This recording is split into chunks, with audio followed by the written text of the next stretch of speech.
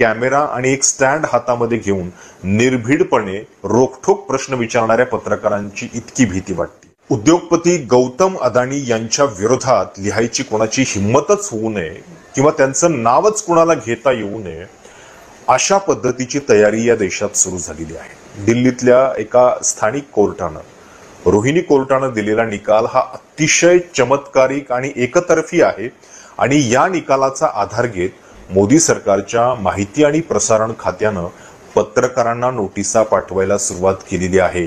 36 तासामध्ये अदानींशी संबंधित असलेले व्हिडिओ हटवा नाहीतर तुमच्यावरती कारवाई होईल अशा धमक्या पत्रकारांना दिल्या गेलेल्या आहेत आणि सोबतच ज्या मेटा आणि गुगल सारख्या कंपन्या आहेत त्यांना सुद्धा या आदेशाची प्रत पाठवण्यात आलेली आहे।